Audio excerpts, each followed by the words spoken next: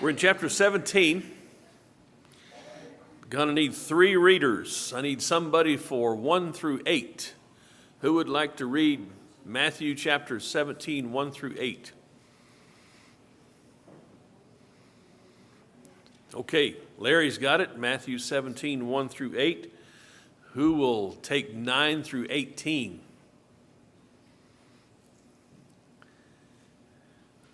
All right, Shannon's got it. And 19 to 27, 19 to finishing out the chapter. Who's wanting to read that one?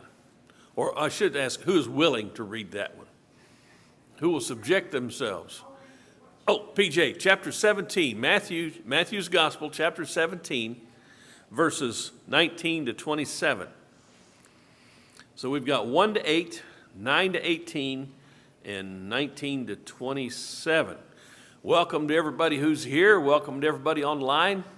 Welcome to everybody over in the fellowship hall. Yeah, they're even waving at me. How about that? It's kind of weird because you can see through this window, but you can also look at the screen, and you're torn. It's a dilemma. What are you going to watch? All right, let's get started reading the chapter 17 of Matthew's Gospel. 6 days later, Jesus took with him Peter and James and John his brother, and led them up on a high mountain by themselves. And he was transfigured before them, and his face shone like the sun, and his garments became as white as light.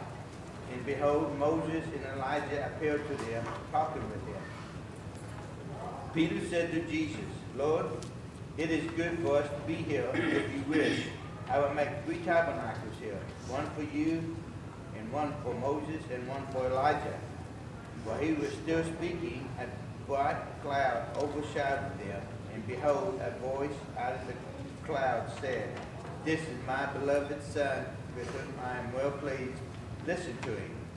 When the disciples heard this, they fell face down to the ground and were terrified.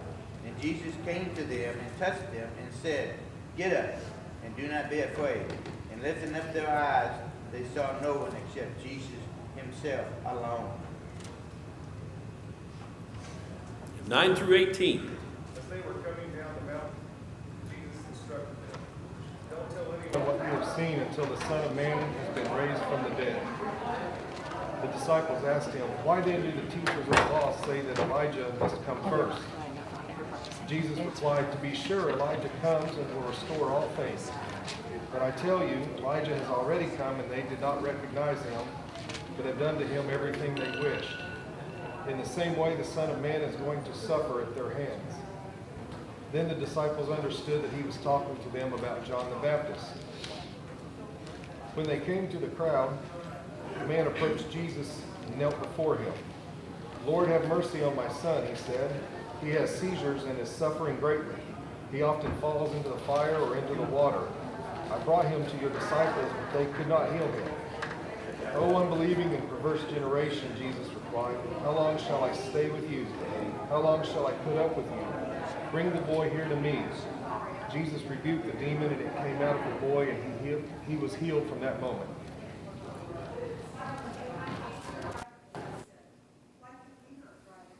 And he said to them, Because of the littleness of your faith. For truly I say to you, if you have faith the size of a mustard seed, you will say to this mountain, Move from here to there, and it will move, and nothing will be impossible to you.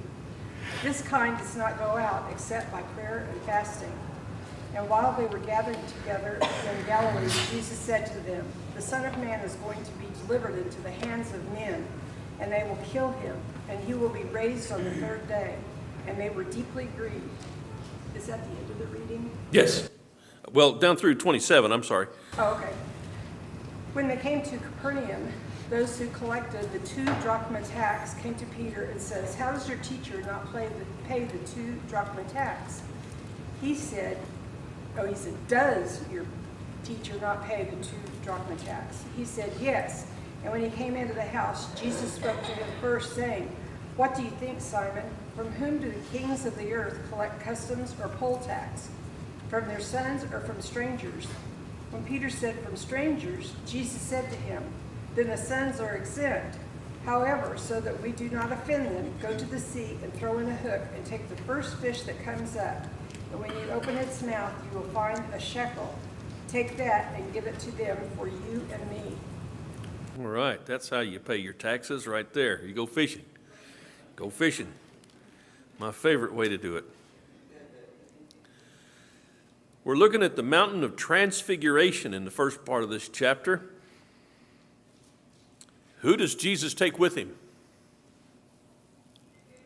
Peter, James, and John. Seems like when he's got something very deeply impressed on his mind and he wants to get away, he'll take these three guys with him. Never says why, but we know Peter, James, and John. Peter, James, and John. It's always these three guys. We see this more than once in the Gospels.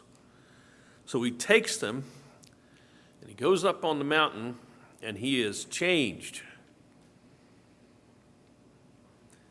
Can you imagine, and I know you'll try to get this in your mind's eye. I've tried to do it with Moses coming down from Sinai. Somebody's face shining like the sun. Now, we talk about somebody who's just glowing or shining. They've got a happiness on their face or whatever it is. But Jesus' face was literally shining like the sun. That's what the Holy Spirit has inspired Matthew to put down here. And his garments were white as light.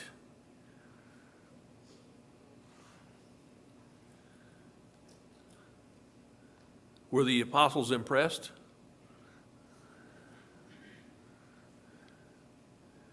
Who appeared with Jesus?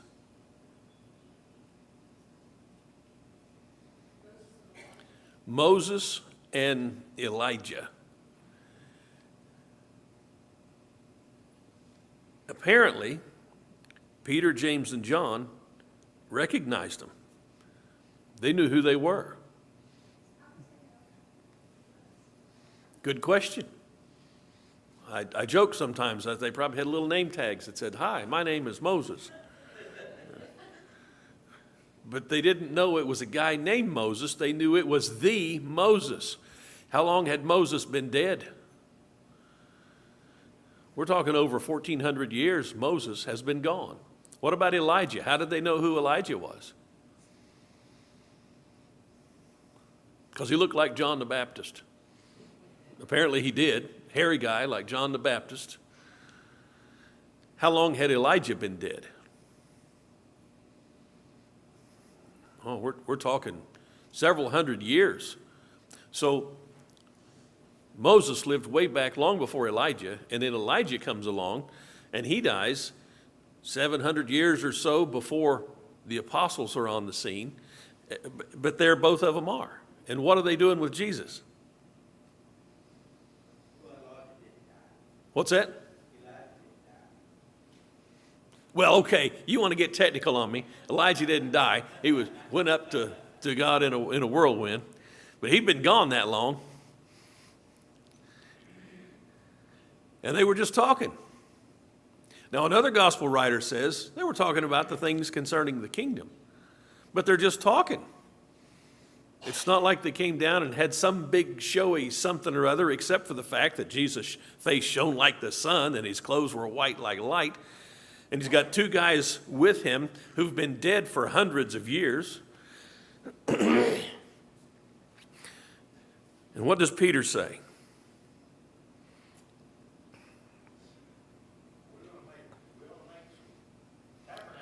Yeah, you're right. Lord, it's a good thing we're here. We need to commemorate this, is what I think was on his mind. This is a worthwhile event that needs to be, something needs to mark it, and so let's build some tabernacles. Do we still do that?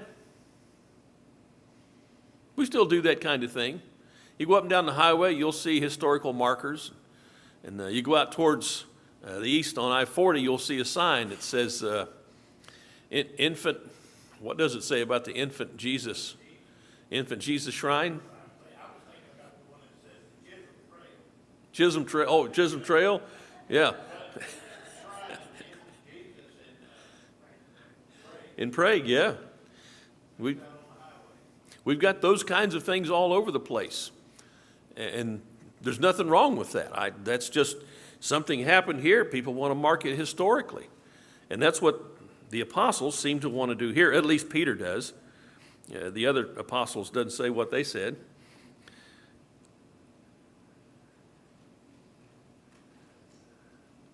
So,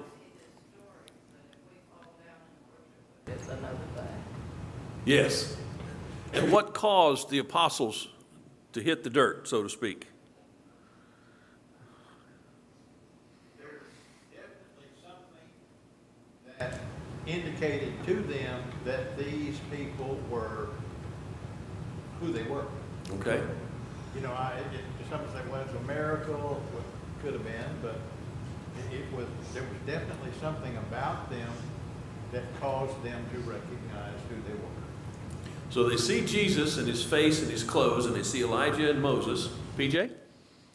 I think it would have been the voice out of the cloud that would have done me in. That's what seems to have done it. It was an authoritative voice. Right. Something to be respected. Because we all know what God sounds like. I am the Lord. That's the way it sounds on TV or whatever. It's got some Charlton Heston. Well, now that's what Moses sounds like. But God's more of a George Burns kind of thing. See, that's the way our minds have been shaped and formed. And of course, what does Jesus look like? Everybody knows he's a nice-looking guy with soft features and long hair and a beard, and white. Well, in here he's got his face is shining. Now, how long did all this take? There's no indication of how long it took, except that there was some kind of conversation going on between Jesus and Moses and Elijah. So that had to take some kind of time. And I don't know if Jesus' face shone all throughout this or if it was just at that point, and how they could even see if his face was shining like the sun. But something otherworldly is happening here, something supernatural. When I say supernatural, this is beyond nature. God's nature in this world that he's formed, the way things normally go, this is beyond that. This is outside of that. So it's supernatural. It's supernatural that these guys are still alive. But whoever dies, Preston? When you see what's going on, like God set the stage, Moses is there, Elijah's there, both have been in the presence of God and was taken up to God.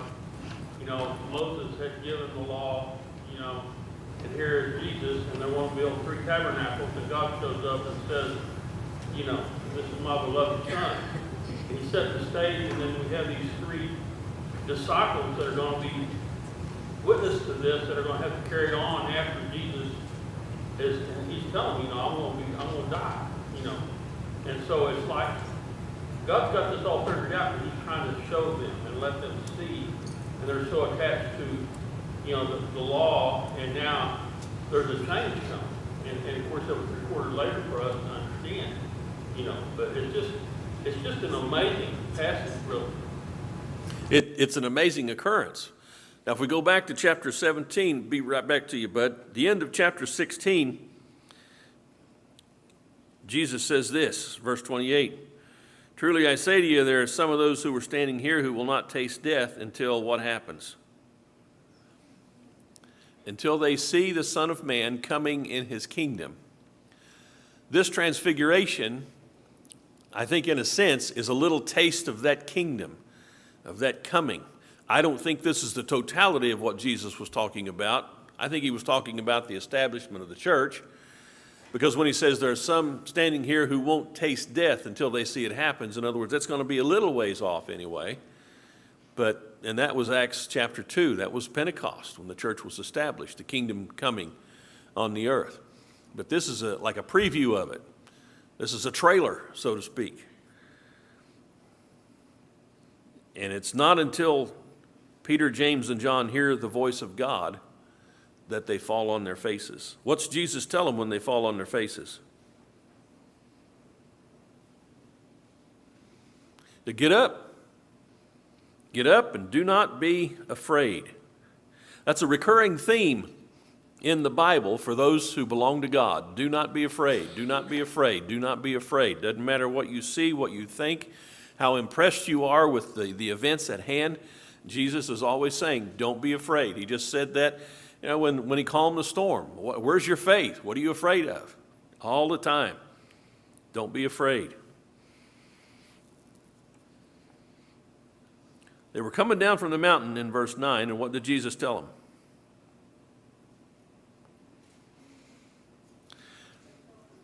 You've just seen something nobody else has ever seen, but don't tell anybody. Oh, by the way, you had a comment, bud. I was just going to make my comment about Abraham, when he talked to the angel. He knew they were angels, but his wife didn't. When they came and said, you're going to be the father of many nations. He knew that? But he knew that they were angels. I'd have to go back and check on that. That's...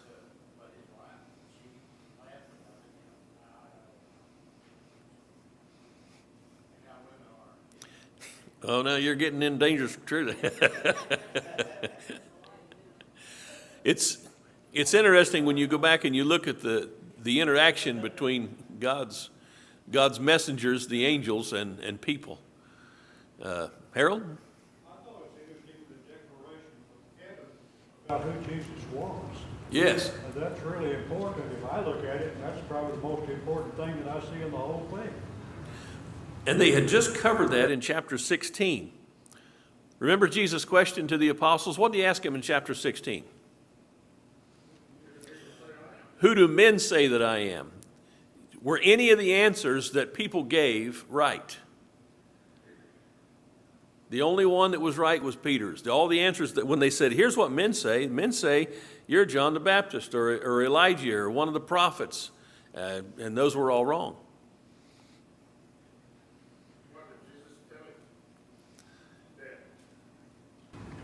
Right. He had knowledge from somewhere other than himself about he was Jesus. So does that show that the three apostles could have had the same information passed to them on the mountain? Peter already knew it, and here it's like it's being reinforced with this statement. Out of the cloud it says, this is my beloved Son with whom I'm well pleased.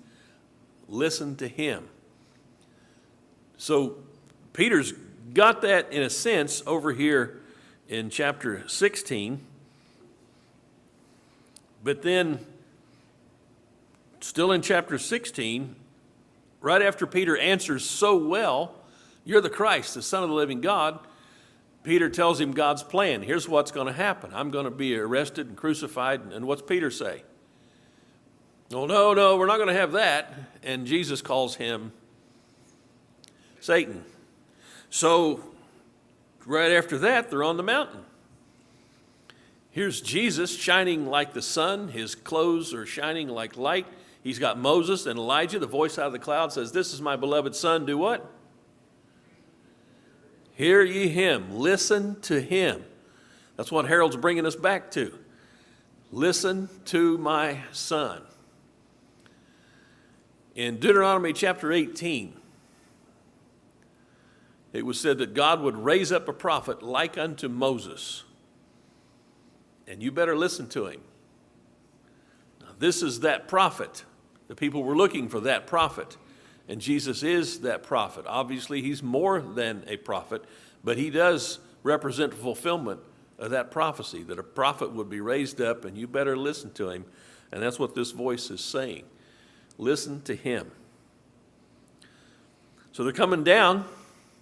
Wow, that's quite an occurrence to have happened up there. And Jesus says, don't tell anybody about this. Until when? Until the Son of Man has risen from the dead. And then the question was from them, why did the scribes say that Elijah must come? Well, why did the scribes say that?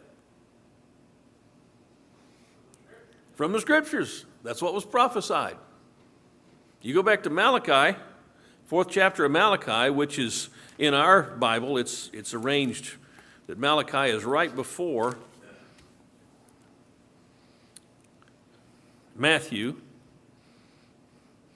Malachi chapter 4 and verse 5, "Behold, I'm going to send you Elijah the prophet before the coming of the great and terrible day of the Lord.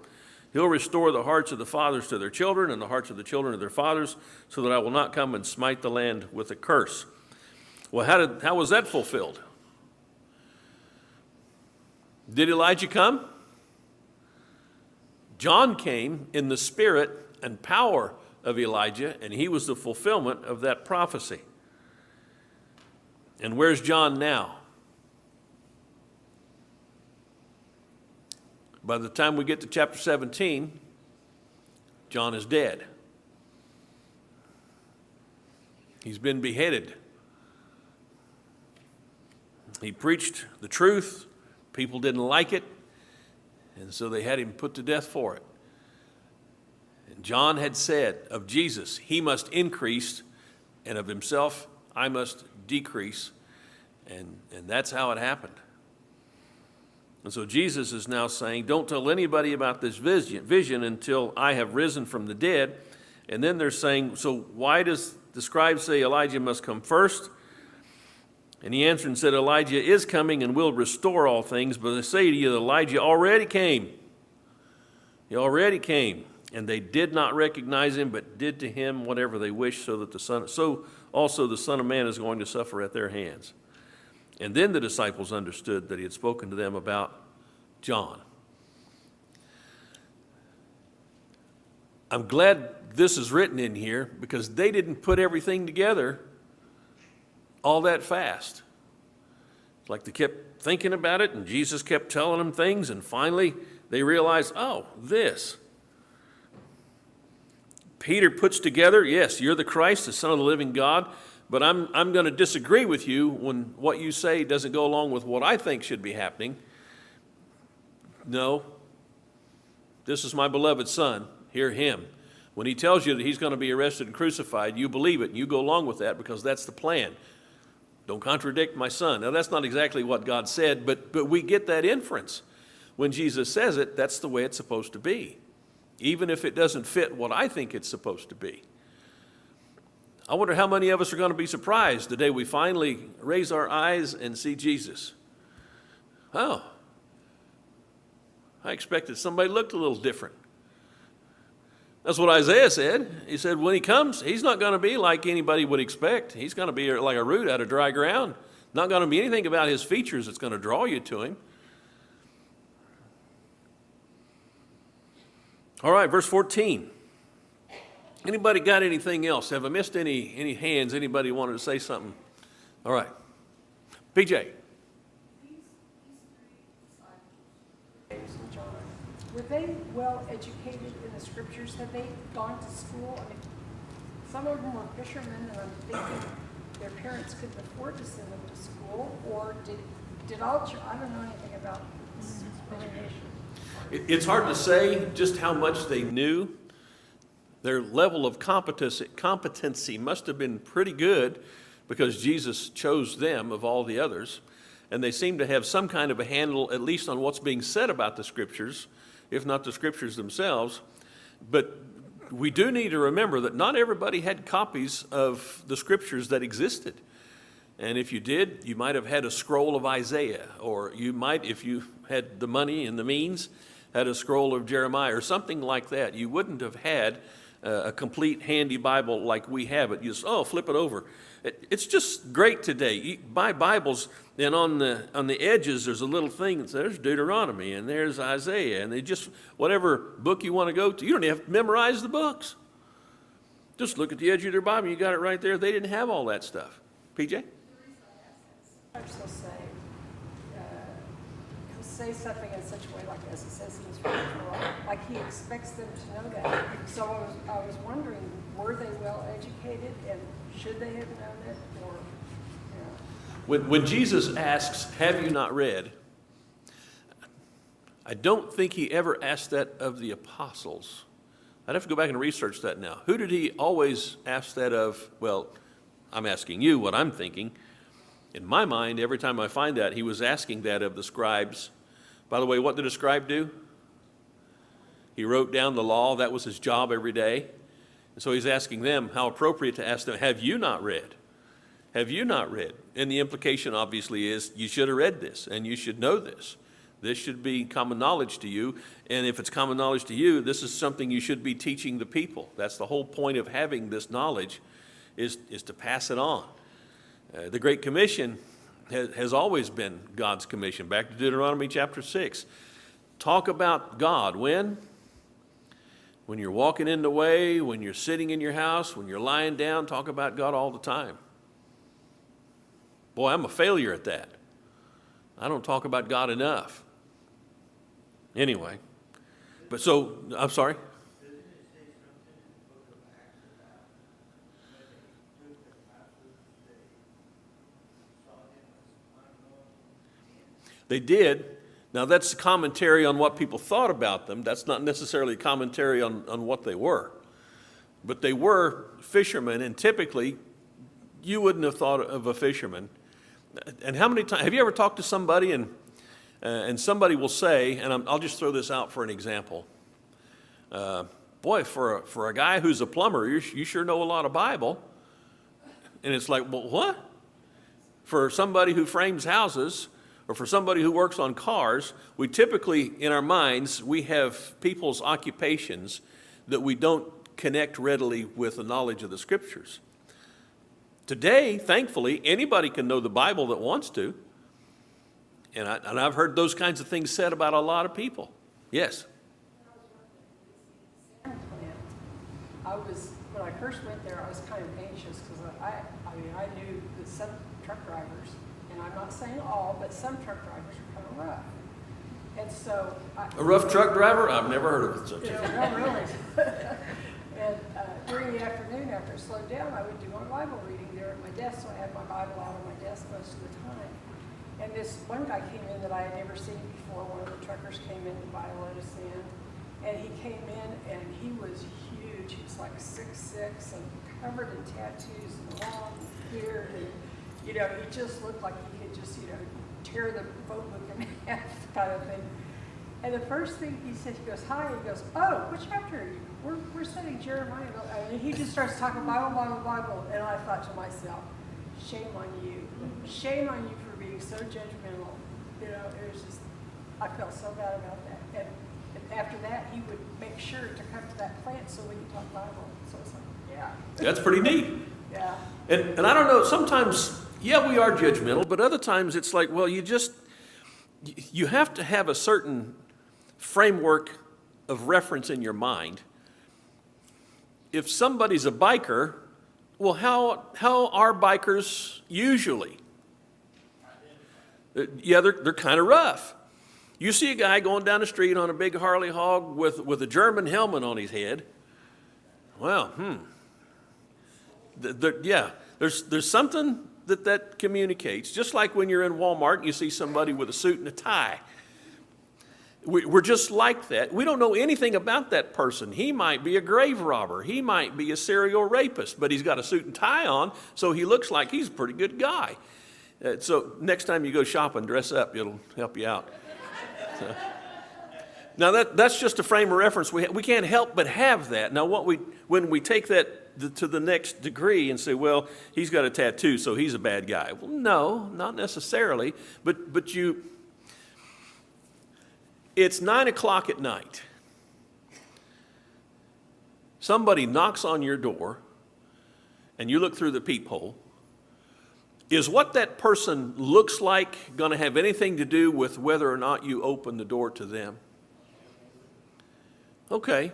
Now, is that being judgmental?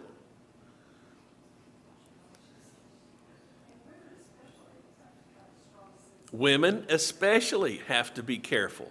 It's not being judgmental, it's being careful. When I'm out in the woods and I'm walking around, I'll look someplace and I'm going to step through there that looks like the kind of place where a rattlesnake would be, or a copperhead would be, or a water moccasin would be. If it's a black snake, well, power to him. Go eat some more rats. But not all snakes are black snakes. Not all snakes are corn snakes. Not all snakes are rat snakes. So you look and you think, okay. And if you see a snake, what do you look at? You don't look at nothing, you just run. Yeah. Because see, you've already passed judgment on that poor snake. He's a bad snake. But you know where I'm going. You look at the markings, you're looking for something to tell you what kind of snake that is. I'm not saying if it's not a rattlesnake, he's fine. But I'm saying you can tell sometimes by the way things look. Okay, Alan and then Steve.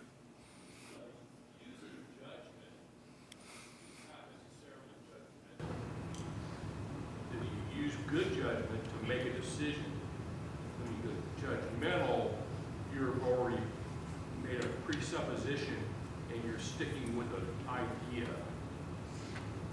It's just a way of looking at it. All right. I agree with that. I think that's a good, well-founded statement. Steve? Going back to what PJ was talking about, if Peter was educated or not. Further on in the Bible, over in Acts, when Peter was on the roof and the sheet was sent down, he said, nothing unclean had ever passed his lips. Mm-hmm. So that tells me that he knew the scriptures, because that's where it was, God put it was in the law about what was clean and unclean. And they also, those were, they were Jews. And what did Jews do? They went to the synagogue all the time. And what happened in the synagogue? They studied the scriptures. Right. So I don't think they had to be wealthy to go to school. All they had to do is go to the synagogue. Then they learned the scriptures. Right. There's so many things we don't know, but bits of information like this we can gather and figure, okay, well, they seem to be pretty competent guys, because once they were turned loose, they changed the way the world works. They spread the gospel all over the place, and they did it risking life and limb, and many of them died. I know the deaths of all of them are written into history. How many of those accounts can we trust completely? Well, I'm not sure, but you're going out into the world, and not today's world. We go out into America and we preach the gospel. We're scared to do it here, and there's nobody can lay a hand on us legally. But over in other places, people are being put to death because they dared to speak the name of Jesus. It was a different day, and these guys were competent enough to get that done. And yes, they had the Holy Spirit, but still, what did Peter say there at the temple? Silver and gold have I none. This work hasn't made me wealthy, but such as I have, I give you. In the name of Jesus, do what? Get up and walk. And that's what they had, and that's what they used. So they had something, and Jesus saw it. Jesus gave them what they didn't have. He made them competent. And here's the deal. If Jesus had selected the highest scholars who were capable and competent, I'd be looking at that and go, well, I can't do that. But he got a bunch of misfits who were just like me. These guys were fishermen, and a political zealot, and a guy who eventually turned against him, and the tax collector. I mean, what more of a hodgepodge could you have than the apostles that Jesus Christ selected? And I think he did that for a reason. You remember, we just read it. What did he do before he selected those guys? He spent the night in prayer, and then he selects them the next day. And they are each one the perfect guy for the job. And it's enough of a mix that we can all be comfortable with who's been selected. And yet none of them are so impressive that we would look at that crowd and go, I can't do that. No wonder they got it. Man, look at them. No. So, yes. Why it was always Peter, James, and John. Well, I remember when I was working at Tbilisi that whoever showed great promise, they put a lot more training into. And then those people would help train the other people. And they didn't necessarily have to be their supervisor or anything. They could be on the same level, but they could still teach each other. Right. And sometimes I wonder if maybe Jesus didn't just pour a lot of teaching into these three so that later on when he's gone, there will be someone to help the others and to lead them. And To me, that's the way it appears. that may have been it, may have had something to do with it. I'm not sure. That's a detail that's kind of left out, but it does make you wonder about those things. And I know in life, I'm not always drawn to people who are the brightest and the best. Now, if you're my friend, don't let that. But what I'm saying is, sometimes we have relationships with people and we don't even know why it's so great. We just feel comfortable with them. And it just happens. It's like you didn't even set it, if you want to build a house, you got to get a plan and get lumber and all. But if sometimes in relationships, you got a relationship. You meet somebody for the first time, and before you know it, you're just fast friends. And you're just comfortable with them, and you enjoy their company. They seem to add to you. You feel like you're adding to them, and you're not even sure why. I know when in John's gospel, John talks about the disciple whom Jesus loved. Well, who was that? It was John. It turns out it was John. Now, it doesn't explain anything. It doesn't say Jesus loved John because he was the best of the apostles. I don't even know that was true. But there was something about John that caused Jesus to have this sense about him. This is the one he loved. Did he not love the rest? Well, of course he loved the rest. But there was something about John, and we have these things. I don't know if you can be a human and not have those kinds of feelings. I could name, just right now, off the top of my head, I could name any number of, let's say, country music stars. And I'd give out a name, and you go, oh, that guy. And I'd give out another name, and you go, oh man. And you don't even know him. What do you know? You know their music. Maybe you know where they come from. Maybe you know some things like that. But no matter who it is, I'll throw out a name, and you're going to go, oh, yeah. I remember I used to think, I just didn't, something about Shania Twain, I don't know. And then I heard her on an interview on a radio, and she talked about growing up and being poor, and the biggest thing they had a lot of times was a ketchup sandwich. 2 pieces of white bread with some ketchup on it, and I thought, wow, she's been through a lot, and I have a greater appreciation for her. And now when I hear Shania Twain on the radio, I'll listen to it because that girl, bless her heart, she grew up in hard times and she's made good. I didn't think that way about her before, but now I know something about her, and it's just different. I don't even know her. I don't have a clue who she is. Weren't they partners in a fishing business? Yes, Peter, James, John, and so was Andrew. Where's Andrew? Well, yeah, but where's Andrew? Andrew's the one that went and got Peter. He said, hey, we've met the Messiah. Where's Andrew? It's like, well, he was a goober. I don't know, but little brothers are always irritating. I'm a little brother, by the way. Somehow he didn't make it into the 3. And there's nothing said about that. There's nothing said about it. Isn't that interesting, except that Peter, James, and John, Peter, James, and John. I heard one guy go, what did the others think about that? Oh, great, there he goes, Peter, James, and John, Peter, James, and John. I thought, yeah, that was probably the way they thought about things. Because what were they discussing? It seemed to be constantly among themselves. Who was the greatest? Who was the greatest? It was Matt's birthday recently, and we had a little party for him, and Jamie got him a card. She's always doing something funny. She got him a card. On the outside of it, it says, I just love you, brother, because something like this. You made me the person I am today. And you open it up, and it says, Mom's favorite. But I'm not going to ask you to raise your hand. Do you not have favorites among your children? And we say, well, no, and then, yeah, no, and yeah. It just depends, doesn't it? Favorite among your grandchildren. And it's not like you don't love them any more than the other. It's just, they're a little different. You have relationships like that, and I think Jesus did. This, to me, is part of his humanity, that he would select these kinds of guys and work with these kinds of guys, and then out of these 12, for whatever reason, Peter, James, and John, they were the ones that he would take with him. Was it because he saw more potential in them? I have no clue. Bobby? All 3 were authors in the scriptures too. All 3 were authors? Yes. Peter, James, and John, they all wrote. So, well, now James was the brother. The James that we read, the book of James, that's Jesus' brother. That's not the apostle. So there was the one that did not author, but Peter did and John did. And John was the one Jesus loved. But who preached on Pentecost? That was Peter. Who preached to the Gentiles, brought the first Gentiles in. Why don't we hear more about the other apostles? I don't know. Did they do less?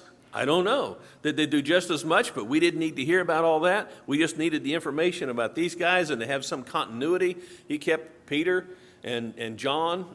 I don't know. I don't know. We know that the word spread, so it had to be more. Yes. And that the church is a body. And these guys were all parts of the body. Even as apostles, they were parts of the body. What's your favorite, do you like your lungs better than your heart? How about okay, Doc likes his lungs, so they're coming from a doctor. No, he's just raising his hand to say, oh, wait a minute. They might, one of them, yeah. He was always bursting out or something. But do you try to figure things like this out. We're just small. We're small. And we're looking into things that are so much larger than we are. And we're trying to make sense of it. The bottom line is, who's Jesus? He's the Son of God. He's the one who has power over life and death. He's the one we need to go to so that we can live forever. He's the one we need to go to so that we can make it through this life. I was talking to a young man yesterday, young man. And he was saying, how do people make it without God? That's a question I've been asking myself for years. Some of them don't. Some of them don't. Go Google famous people who've committed suicide. Rich and famous people. Rich, famous, talented people. Rich, famous, talented people who you would think had the world by the tail, and they end it all. See, it's not when you're down and out and you have nothing and you're in the gutter that you find out there's nothing to life without God. It's when you're rich and you're powerful and you've got everything and all the resources available to you, and then you find out, like Solomon did, wow, without God, what is it? It's vanity. Vanity of vanities. It's all vanity.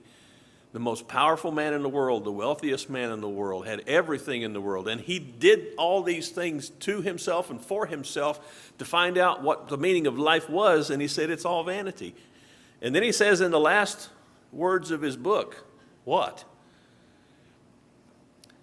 Fear God and keep his commandments, because this is the whole of man. It doesn't matter if you're rich and powerful or poor and down and out and uneducated. You fear God and keep his commandments, you're going to be a whole person. That's probably a good place to stop right there, because we've had 14 bells and they're trying to tell me something. So thank you. Bless you.